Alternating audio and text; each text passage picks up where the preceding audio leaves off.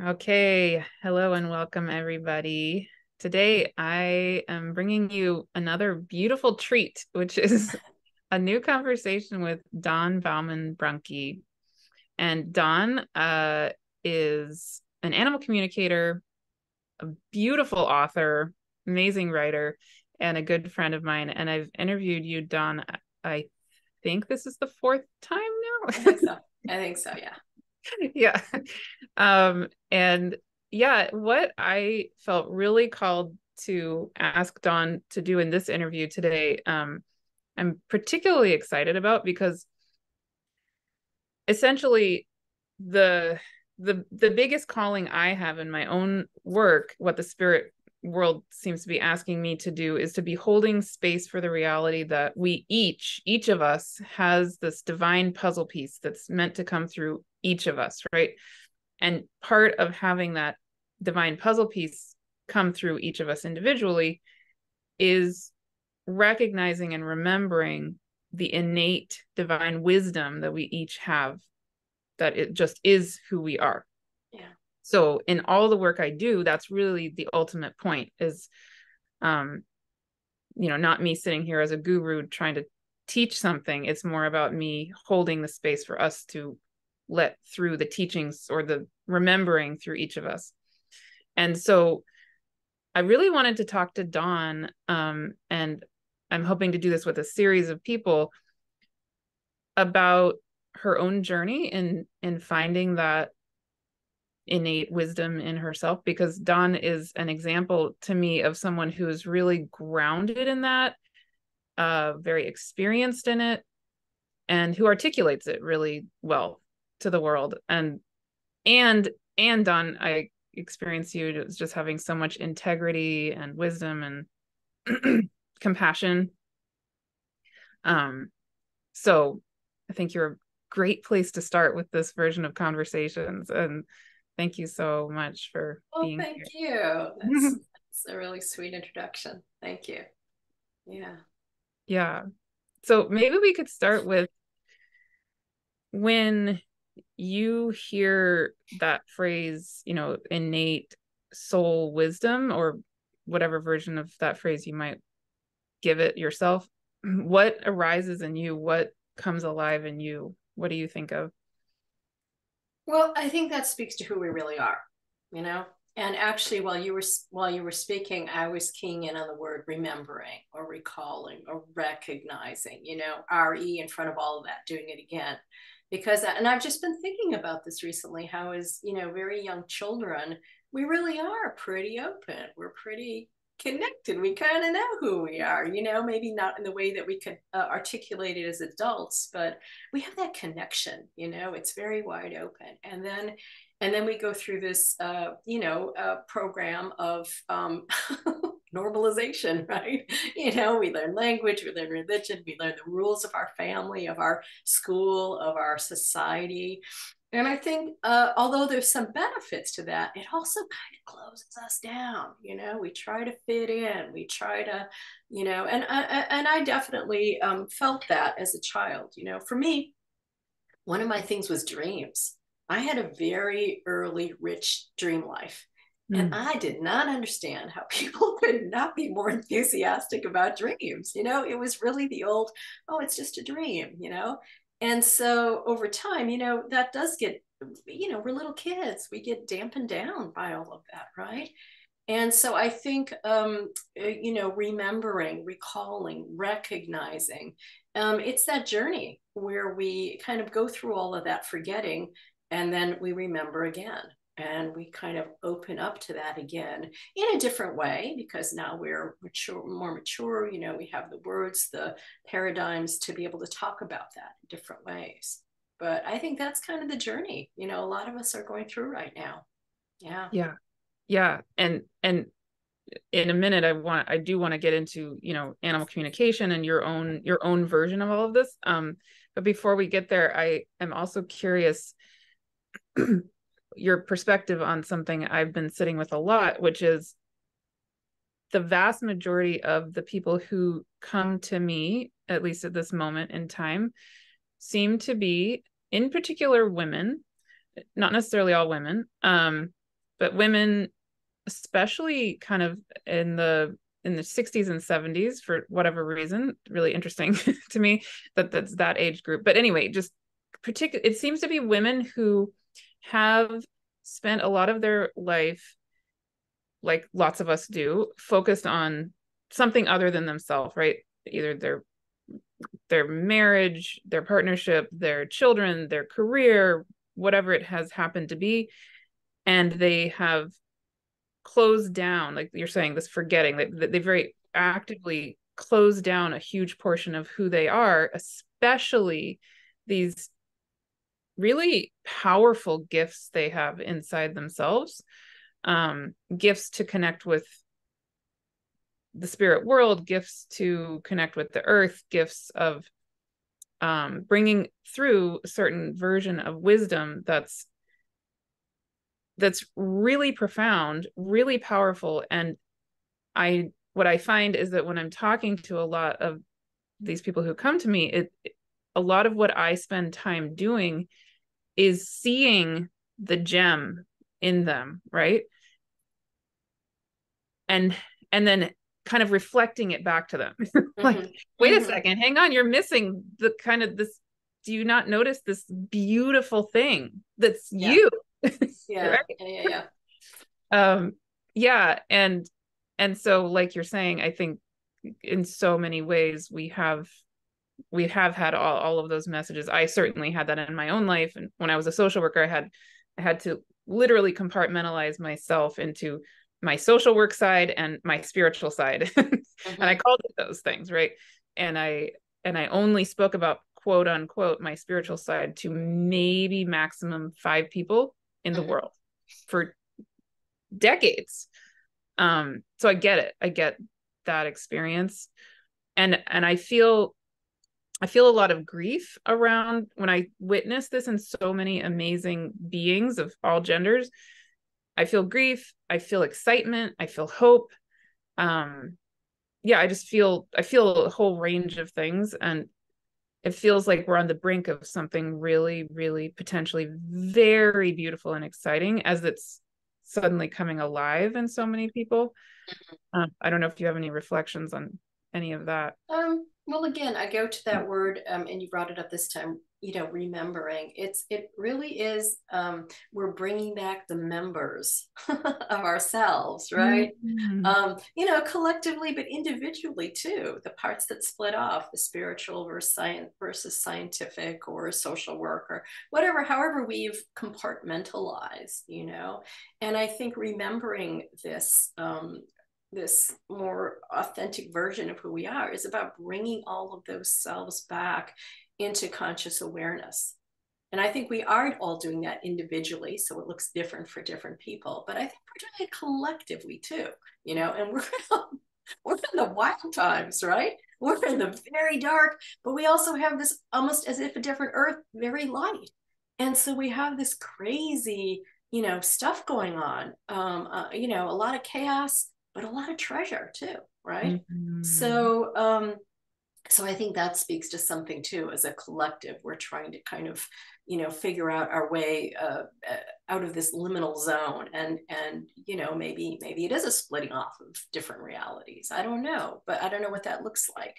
But yeah, that's where we all are right now. We're in the shake up. It's like, remember those little snow globes? The sun shaking it. That's what's going on. Yeah. So again, a period of time that can be really chaotic, especially if you aren't anchored, if you don't have something to kind of hold center with. But if you do, I think it's a time of amazing opportunity. Everything's kind of up, and we're offered. I think of it as an invitation to be very creative and very, kind of follow the signs as to what connects you to more expansive versions of reality. Yeah. And self. Yeah. Yeah. So would you feel comfortable now backing up to kind of whatever beginning of your own story you feel comfortable starting with? Whatever narrative you want to give to Well, did you want it in terms of animal communication or just in general, or what do you want to hear? Certainly, I would guess it would include animal communication, but I would love to hear anything you want to share about your own journey of coming into connection with your inner soul wisdom, whatever you call it, divine wisdom. Well, I do think it is, for me, really steeped in the dream world.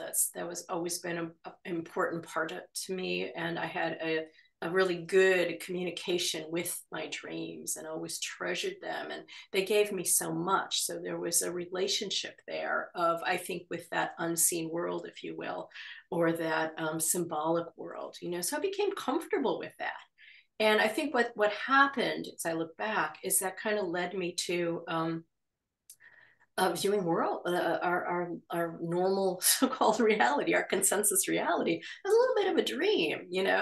And when you have the ability to look at it that way and kind of decode it with symbols and seeing why people are saying certain things or doing certain things, it offers you a kind of a foundational view of things, which sometimes is very much in contradiction to what's going on the surface. But I think that's a way to navigate.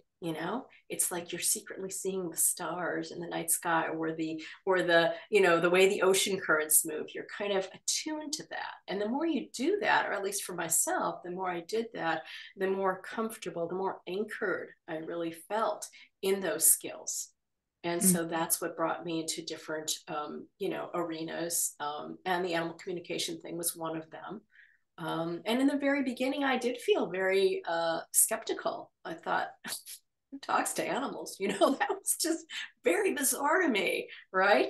But it was one thing leading to another. It was a small little article I was editing, and then ended up talking to an animal communicator in Anchorage here. Found her to be very grounding, very, very grounded, rather, very matter of fact about it. And that really helped me to kind of see this in a different way. There was an author I loved, J. Ellen Boone, who wrote a number of books back in the 1940s and 50s about, he never called it animal communication. He just connected with this dog, and these truths came out between the two of them. And so that helped me, because he was a writer, he was a journalist, that. So it kind of like was a little bit of support from the universe until I kind of, until that ability was remembered by myself. And I realized, oh, can all do this, but it took time. I don't want to make it sound like it was really easy for me, because I have a strong inner critic, or not an inner critic, an inner skeptic, a skeptical aspect that always wants to look at, like, well, is that real? Is that how does that happen? So it did take me time to kind of work with my skeptic, and understand it in a way that made sense to me, and that I became comfortable with. That becoming comfortable with it actually was what took years. Yeah. And now it's just, I realize that it is still too weird for a lot of people. And so I just don't need to talk about it. That's fine. That's fine. That's also, I think, a level you get to where you don't have to convince anyone of anything. No. This is what you do. And what do you do? We live on the planet of diversity, right? So there's a lot of interesting stuff happening on planet Earth. Yeah. Absolutely. Yeah. So that's it in a nutshell, kind of. Yeah. How things opened up for me. So can you say more?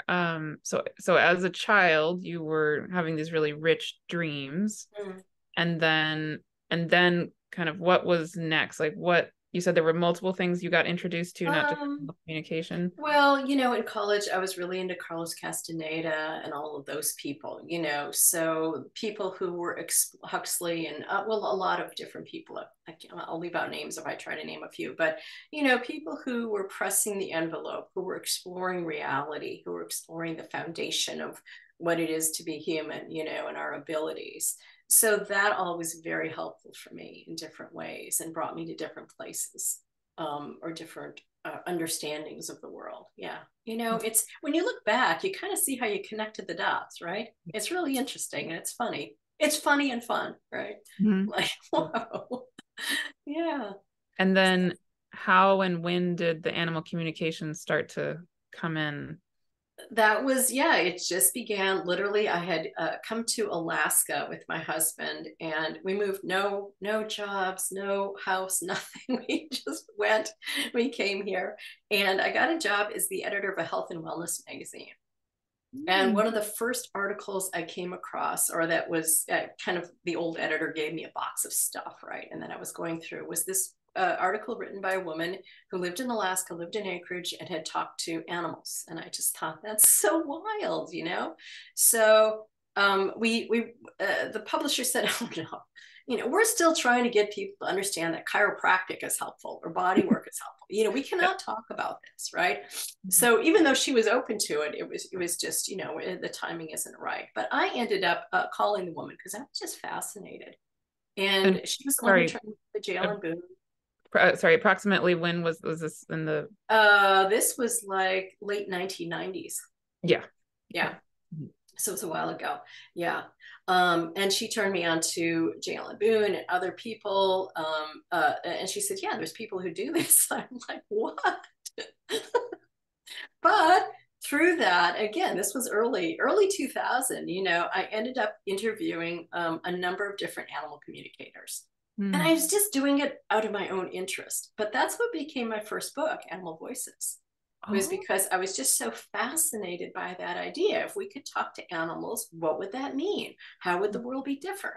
You know? And for those who have opened to it, you know, it's way different than what we've been told or what we've been led to believe, right? So it was an opening, right? An expansion of the paradigm.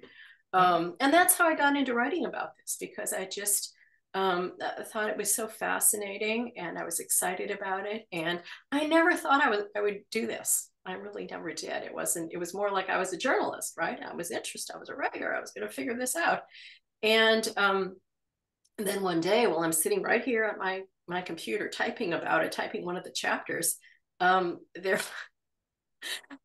there were some birds that came to the tree outside of my really nice, beautiful little tree right outside my window. And I still don't know why I did it, but it was like I was caught in this little moment. And I put my hands in my heart and I walked and I said, greetings, little birds, which is something that, you know, just so lame. I would never talk like that, right? But I did. And I heard the birds in my head. And when I say that, I didn't literally hear a voice. I heard thoughts. I heard thoughts that were qualitatively different than my own thoughts. I knew it was true. I knew that everything these animal communicators have been telling me, oh, this is how it works, you know, Mm. which is when you're told one thing, you think of it a certain way. When it happens to you, Mm. that's different, you know, it's different. And so that was what opened me up to that. And then I started talking to my dogs and other animals. And, you know, I was just very excited for a long period of time that this was something that we could do. But at the same time, I was very aware that it was like the editor said, or the publisher said, this is a little too weird for people, right? And again, this is what, 23 years ago. It's a little too weird for people. So you got to be careful what you say. You got to be careful how you present it, you know, which is the old Yeah. energetic of being children, being told like, you want to talk to fairies because that's too weird, you know.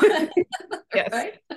Yeah. So it's that old pattern. And I think I think it's a human thing. I think it's a human thing about evolution, about awakening to that spirit self, to that more expansive, awake self that we go through. And we probably have it multiple times in our lives where we're up against that fence, that wall, whatever you want to call it. Mm-hmm. And we need to figure out how do I get past that, or how do I move past that? Yeah. Yeah. Yeah. Absolutely. I have so many questions going through me here, but Okay. so one set of questions I'm having is we've talked about this in previous conversations and previous interviews, but I have a very strong connection with the spirit world. I mean, I do talk to fairies literally, and I do talk to elves and gnomes and ocean beings, and I'm doing a whole 4-month series on it right now, actually. Mm-hmm. And something I don't consciously have that strong of a connection with is animals. And so I'm just sitting here trying to feel what I'm guessing is maybe the way you experience your communication with animals and comparing it to the way that I do my own spirit communication. So I just have a few questions around that. So when you put your hand on your heart and you said to the birds, hello, greeting, what did you say? Greetings, little birds. Greetings, yeah. That, and you could feel that it was distinctly different. Like the answer you got back was very qualitatively different from your own thoughts. I know that feeling, or I know my own version of that very clearly. And so I'm thinking of my own experiences with, I see and feel earth beings, ocean beings, all of that in various parts of the world. And it's very clear, very distinct. And also similarly, when I put my hands on humans, I can see inside their body. I can see meridians. I can see the organs. I can see, it's like I kind of like an X-ray machine or a CT scan or something. And I've had enough experiences now where like I will go with a client to the doctor or a friend, and I've seen XYZ thing in their body, and then the doctor shows the X-ray or the CT scan, and it's identical to what I had seen. Right. I've had enough of those kinds of experiences that I'm 99 about as sure as I can be that what I'm feeling and seeing is real. And I've learned through time how to know that I'm having that sort of vibrational experience in myself that's qualitatively a certain feeling that's within the realm of, okay, yeah, this is not just me making this up, as much as I can know that for a fact. And that is so hard to describe to people, right? I'm I'm wondering if you have a way that Yeah, I mean, it's like I said, they animal communicators. I interviewed quite a few, and they told me how it worked for them, and that was all valid for them, and I sort of understood it intellectually, right? But then when you experience it yourself, it's different. It's your way, and and there's that sense. I mean, it never even occurred to me I was making this up until later, until I brought my skeptic out. How do you know you're not making this up? Because it was qualitatively different. Skeptic, how would I have done that? So I have these little conversations, with myself. And so your question is what? How do we know? What was your question again? I know that you do a lot of workshops with people. You've trained people to do their own version of animal communication. And so I'm imagining people ask you, how do I know that what I'm hearing in my head is So with animal communication, for example, it's, I think, again, I do encourage people to bring out your little skeptic. And how do you know? Because it gets proved to you over and over and over again. You hear something about somebody's animal and that you couldn't possibly know. And they're like, yeah, that's exactly right. And you get that. And, some people need it a couple of times. Some people may need it, hundreds of million times, right? So it is what it is. And you get those proofs. I think you prove it to yourself. And then I think the more aware you are, you kind of home in on that energy signature of how you feel. When I'm communicating with an animal, I know I'm in a slightly different zone. I know the feel of that now. I've been doing that for so long. So I just kind of go there. Whereas in the beginning, I had to, kind of like bring myself there, right? Now it's like this. So you just become more familiar in your own way. And I think it is different for everybody. And that's what I love to do in workshops is, look, here's a basic template. And you need to kind of get the basics of it. And then how is it going to work for you? Everybody's going to, experience it in a different way. One lady I knew, she was great in a workshop. She heard songs. And so she would get the clues in like terms of lyrics of songs. That's how it worked for her. Wow. Another woman, for example, the only way she could connect and she'd know if she was connected is with her inner vision. She would see the animal seated beside her, and then she would know she was connected. So we all have these different little ways of knowing that. And I mean, I used to be a massage therapist way back in the day, and I taught massage. And And that, I think that was the thing that I learned back then, is when you put your hand on a muscle or an area, and for me it was always sinking in, and I would sink in and I would feel the connection, Yeah. right? And I remember trying to explain this to this one, we had a few men in our class. One man, he was just a lovely man, and he just like could not get that. Well, how do you feel that? Do you feel it through the skin? And it's just like the intellectual brain's Very going, mechanical. Yeah. just Yeah. go. What do you see? What do you see? He goes, I see sailing boats. I'm like, well, what's happening with the sailing boats? He goes, oh, there's these little sailing boats coming out of my fingers and they're meeting the muscle.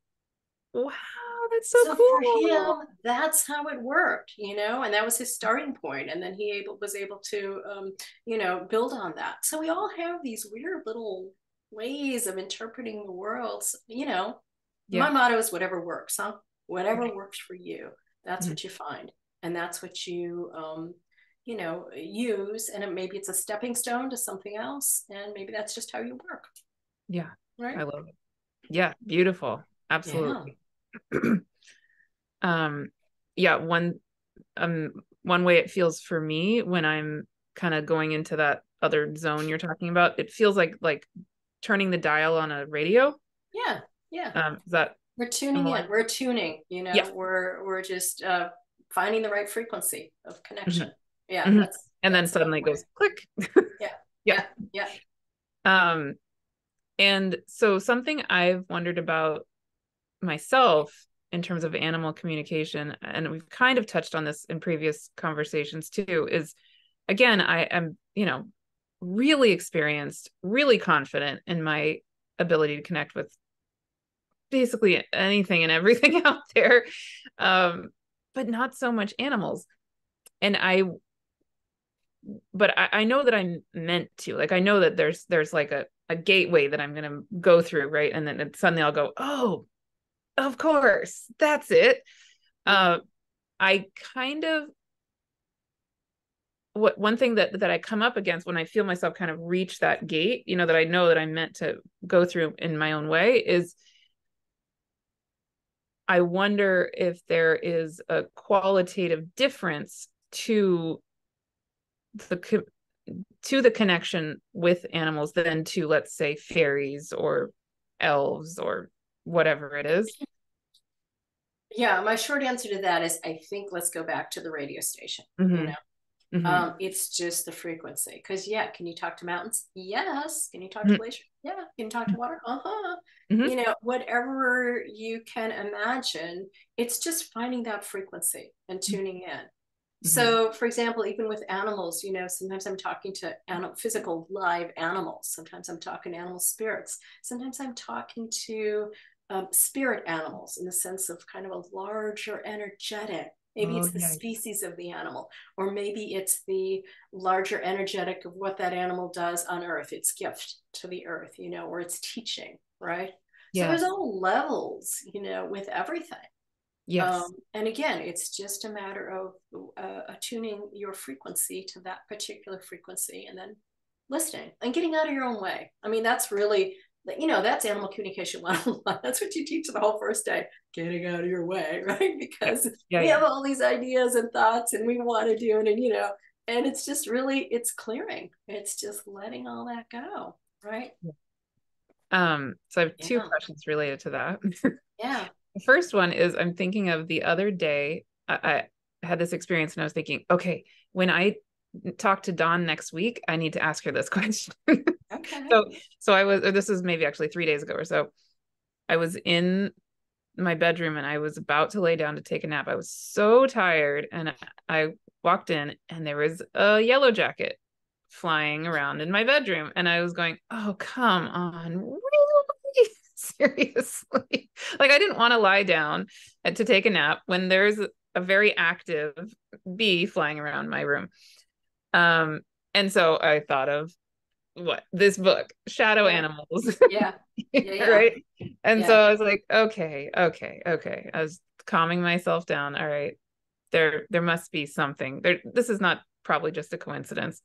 And yet I was just so tired, like I just didn't want to think about it, right? But I bookmarked it to to ask you Yeah. about. So let's say you are in a similar situation. What what do you tend to do? Like, do you, if you want to, you get this feeling, this instinctive feeling, yeah, this is probably not just a coincidence. This is going on. There's maybe some thing happening here, and maybe some realization I need to have, or something this bee needs, or whatever it is. I don't know how do you tend to? Okay. Well, that book in a nutshell is facing your fear. Mm-hmm. So what's the fear I have about the yellow jacket? Is it going to sting me? Am I going to go in anaphylactic? What's the fear that I'm going to have? Where is that fear in my body? What's the thought of the fear? What's the feeling of the fear? I mean, that's how I do it when I work with shadow, is like, go to the feeling. What am I believing, about this? And kind of, it's hard to describe in just a couple of words, but it's basically going to, what is the discordant energy that I'm holding about this? That is, making me feel all tweaked out and all fearful and all, hibbly about the yellow jacket, right? So what is that? And sinking into that. And by sinking into it, by really relaxing and allowing ourselves to feel that, we do come up to a shadow self, if you will. What is the shadow? The shadow is all that we don't want to look at within ourselves.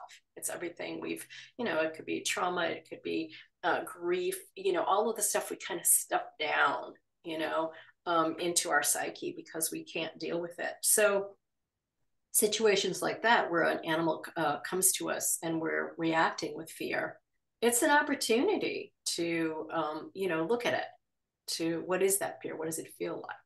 Now, it depends on the situation. If you come face to face with an alligator in Florida and he's 2 feet away from you, that's probably not the time to do that, run. Right. Right. So, yeah.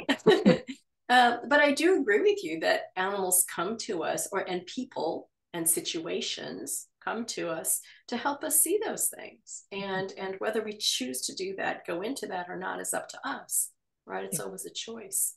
Yeah.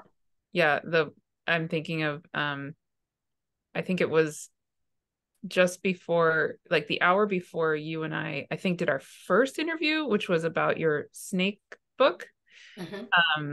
I was driving home. I just dropped my kids off from school. We talked about this in that interview, but I vaguely remember this. Yeah.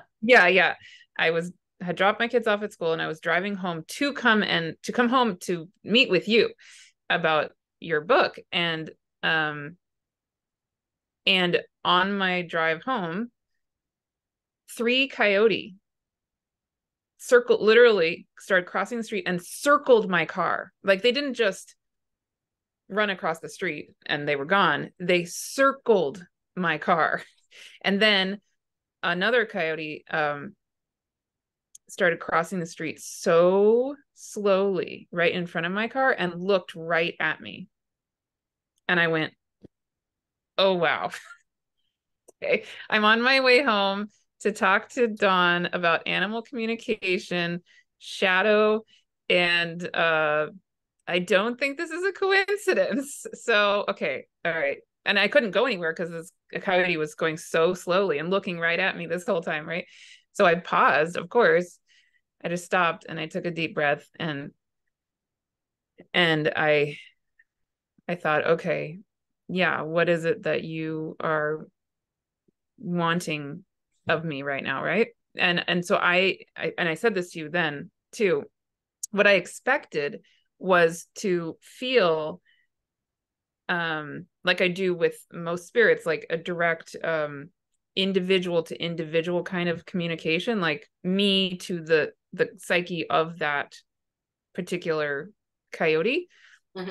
But what I actually felt was my consciousness just rose all the way up, and it was like I was suddenly connected to this web of consciousness of life.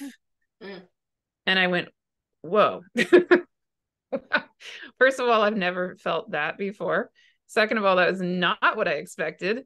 And third, that is beautiful and profound, right? And so anyway, it stuck with me, and it it seems like a metaphor for so many things. Well, and that's a good answer to what you asked before, is how do we know, it's in terms of getting things from animals, or how do we know it's not our own mind? It's a lot of times it is things we don't expect, Mm-hmm. that we get, and that's a proof in a way of, something that happens. The other thing I'm thinking about is, Coyote is known for being a trickster. So Mm-hmm. in your car looking at you and then allowing that. I mean, I think, if I can decode this a little bit, Mm-hmm. my take on it would be like, they're your choice to go in, to kind of honor the experience, to ask the question, what is this? What is this? Allows that opening to something larger and more expansive and more profound. Mm-hmm. So we always do have that choice. We always do. This is a little tangential, but I had this recent dream Mm-hmm. where I'm I think I'm in Arizona actually, and I'm sitting on a bench, and these little spaceships come over the sky, right? And I'm really excited, but the man sitting next to me on the bench goes, "We did not see that. We did not see that," and he ran away. Oh That's so funny, right? It's kind of a look at our collective. Maybe it's a look at me. There's probably a part of me that's, man, we did not see Well, it that. reminds me of like a 2-year-old who's hiding behind a couch and then announces, "I'm not here." Ah, ah. Yeah. So I guess my point is, just to bring it back to the coyotes, is, we always have that choice. Do we choose to go into it and engage that invitation? I think those are invitations, right? Or do we choose to run away? We did not see that. Mhm. Yeah. Yeah. Life is Yeah, funny, isn't it? I mean, it's just funny. and amazing. I Yeah. mean, really, and Yeah. and and I do that drive every day, twice a day, to take my Yeah. kids to school. And I do occasionally see coyote, but that is by definitely the one and only time they have circled my car, and the only Yeah. time there have been, like 3 at once, and the only time that one has gone slowly across the street and looked right at Looking into your eyes, right? Looking at you. me. Yeah. That is not a normal, and I happened to be on my way home to talk to you. So it's Mm-hmm. Yeah. really fascinating. It's a nice um synchronicity, huh? yeah, it's beautiful. So one more question coming up for me then related to that is, when you're talking about connecting with more of kind of the species of Mm-hmm. a particular animal or spirit or whatever it is there an example that arises for you that you would want to share about? um Well, I mean, I'm not sure exactly. Every species is different. Every species has a unique teaching, a unique take on life. I mean, one of my books, for example, was Dreaming with Polar Bears. So, and yes. that, again, that was about a dream, right? See, no wonder I have all these books about dreams. Dreams figure prominently in my books because it's part of who I am, right? It's part of my little wheelhouse there. And you, So sorry, through you write that, about. it was a dream in which a lucid dream in which I met another lucid dreamer who happened to be a polar bear living in the Arctic, and there was a connection there. And we did go into kind of a partnership of writing this book. And I was introduced to the what did they call themselves? The Council of Polar Bears. Basically a spirit group of polar bear spiritual entities, let's call them. It was an energetic of the species of polar bears that specifically focused on working with dreams, because in mythology, excuse me, polar bears have a long history, especially with people in the northern latitudes, of working with dreams, and especially lucid dreams. So anyway, a lot of that information they wanted to present. I wanted to learn. It was a win-win situation. We get the information out to those who are interested in. So yeah, so it was connecting with that larger species. That was actually a subset of the species, because they had a specific focus. It wasn't so much polar bears in general as these polar bears that worked with dreams. Is this Mm. making sense in answer to your question? Oh, this is beautiful. Keep going. I'm Okay.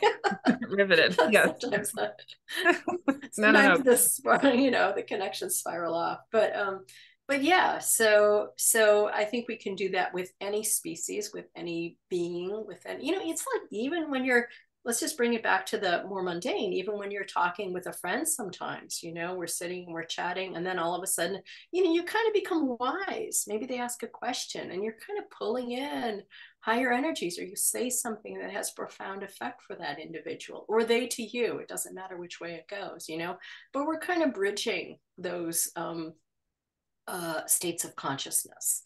And it's not so much that they're different, it's just that we're used to this one, we're used to particular ones. So it's about expansion. That's what it's about. Yeah. And then, so related to that, you had mentioned earlier how the world changes, or how the world would change if we did communicate with animals, if we did listen to them. What would you like to say about that? Well, I would like to say that we can communicate with everything. We really can. The question is that what you want to do? Is that where you want to focus? And I think if you choose to do that, which I do, I don't do it all of the time because I have other things that I'm working on too. So I'm not continually open, for wakes for me. I'm, when I'm working with an animal communication client, then I'm there with their animal, we're talking. But if I'm walking with my dog and we see other dogs, I'm not hearing all the other rough stuff that's going on, what they're saying, because for me, that's just not how I want to do it.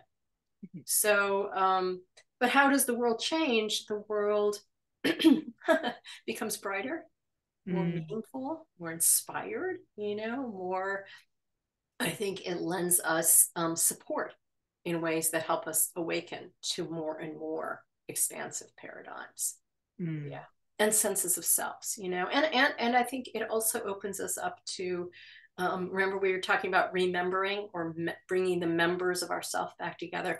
It opens those levels up. So it's not just the members of your subconscious, let's say, but maybe alternate versions of selves or multidimensional aspects of self that you start incorporating. So it's always, and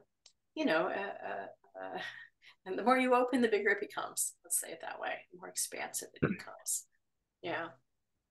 It reminds me a lot of, in a lot of the work or in a lot of the channeling that I've done and just my own personal experiences, but also in this 4-month series that I'm currently holding about spirit allies and remembering our relationship with them.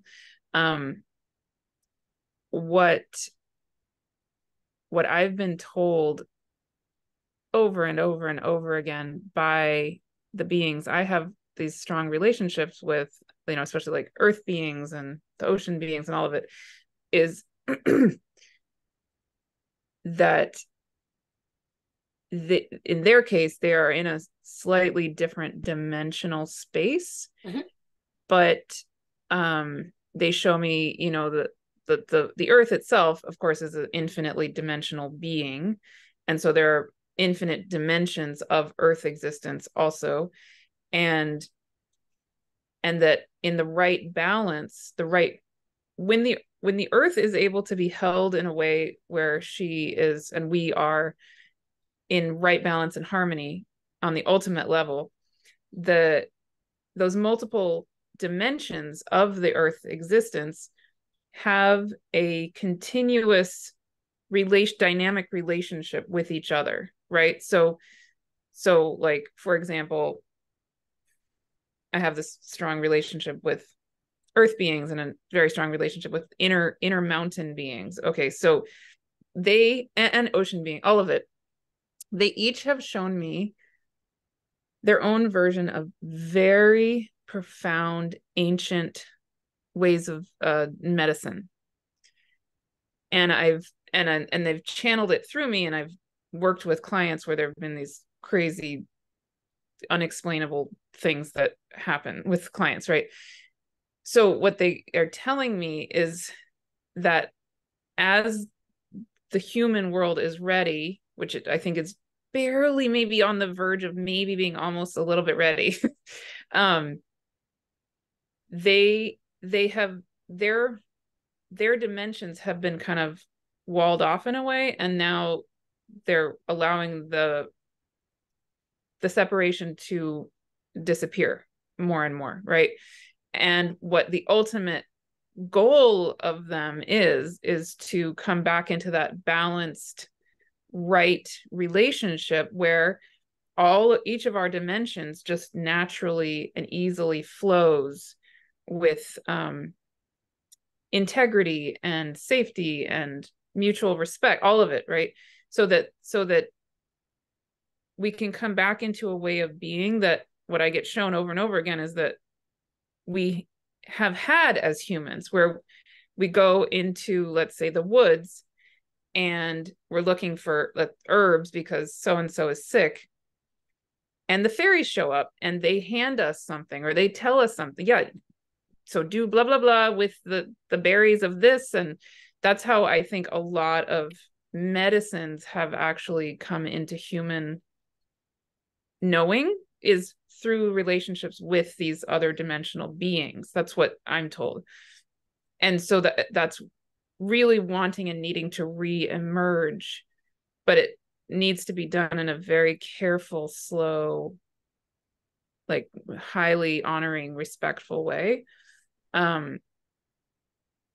So anyway, so that's part of what I'm thinking of when you're saying, well, what happens if we remember our relationship with animals, and remember we are animals, first of all, right? And right. And we really actually listen and have a kind of more come back into right relationship, whatever that is, with the non-human animals. Yeah. I don't know. Well, Yeah. so in a nutshell, I think what you're saying, or what I'm saying, I'm going to say, it's about coming back into alignment or right relationship with ourselves. Mm-hmm. And by doing that, we open ourselves to right relationship with others, with animals, with the earth, with the universe, with the cosmos, and be, Yeah. So yeah, it's an inside job to some extent, right? Yeah. Beautiful. And I think we do that individually, but we also do that collectively. So, because we're on Earth for a reason, all at the same time. So there's a collective reality. There's a collective Earth, just like there's for us individually, bringing our members back together and finding alignment there. I don't know about Earth at present.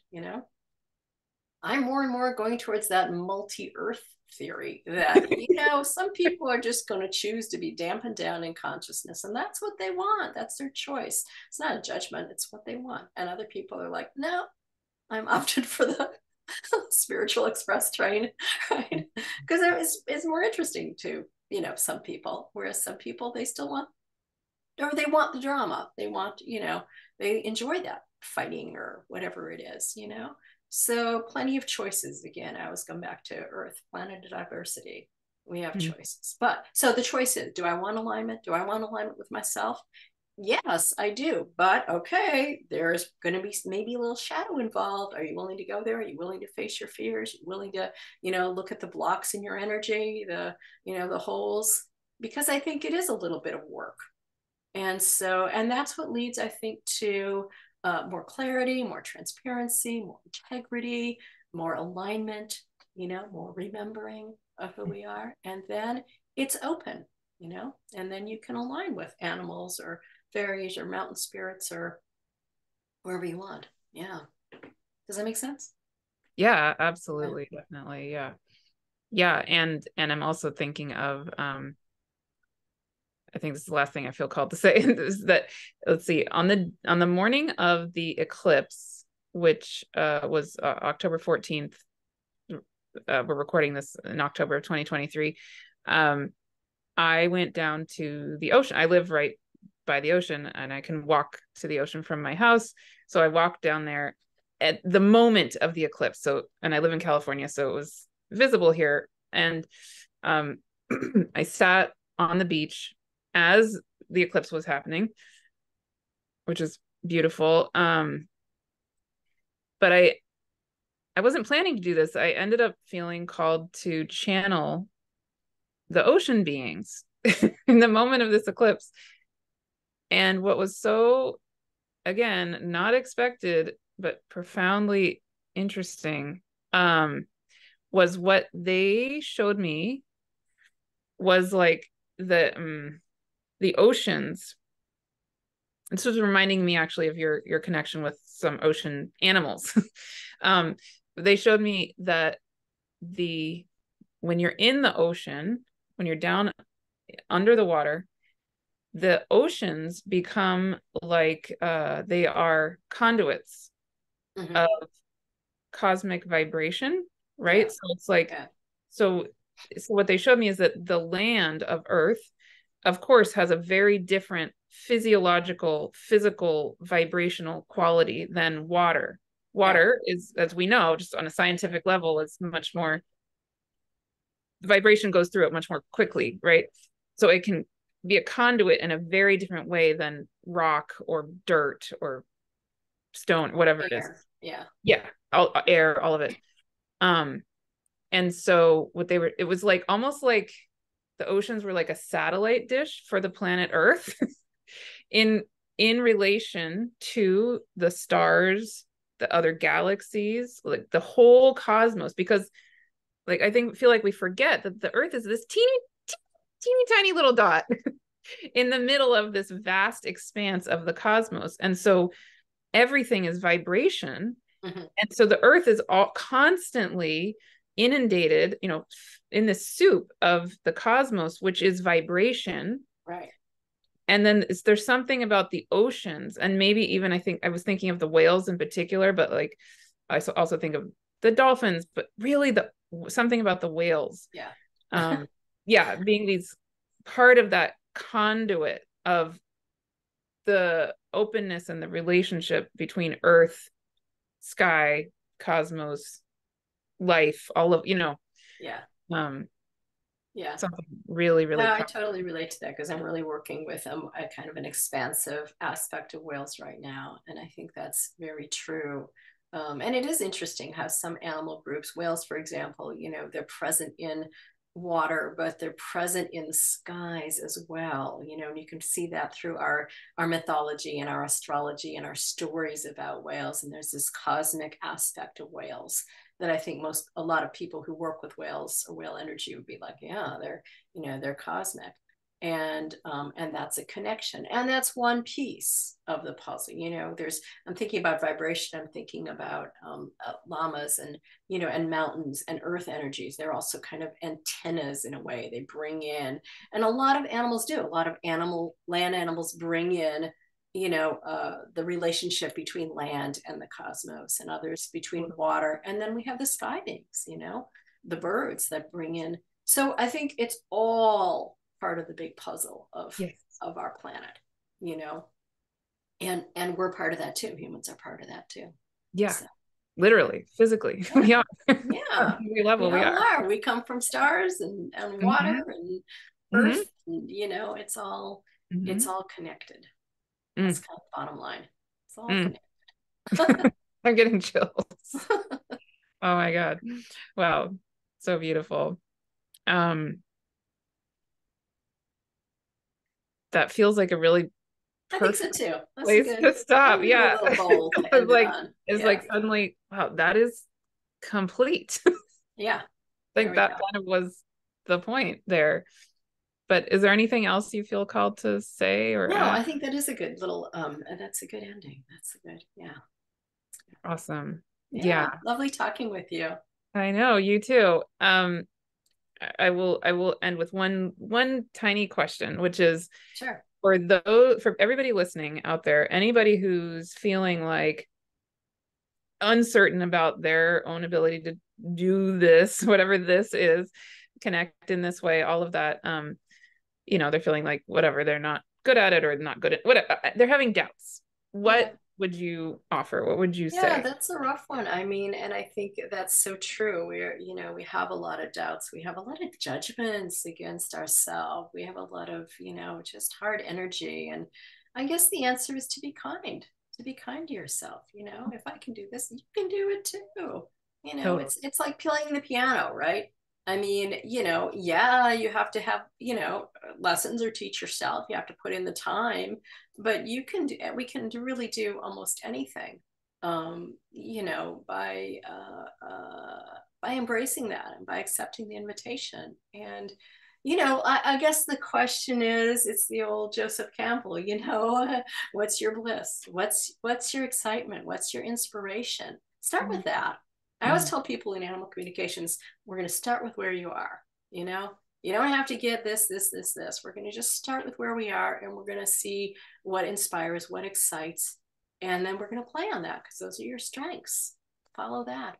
Yeah. And going along with that every single one of us is different. Yeah. Every single celebrate it, right? We don't have to compare. Celebrate it. Yeah. There's nobody out there who's a clone of Dawn, and there's nobody out there who's going to be a clone of Martha. And there's nobody out there. Why would you want that? I mean, no way. Yeah. You have your own self to be. Yeah. Which is beautiful and exciting and perfect. Yeah.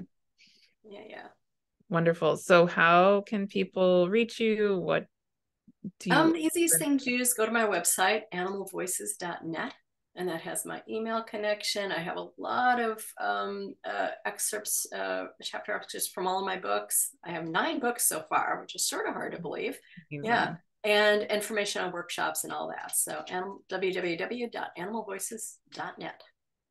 Wonderful. Yes. And I can just say firsthand, your books are so beautifully written. I mean, and nuanced and with such depth, and you've done tons of research, and you bring in the personal and you flow it poetically. I mean, it's just, they are really, really wonderful. I highly recommend them. Oh, thank you. So, thank you, Martha. Yeah. Thank you, Dawn, so much. All right.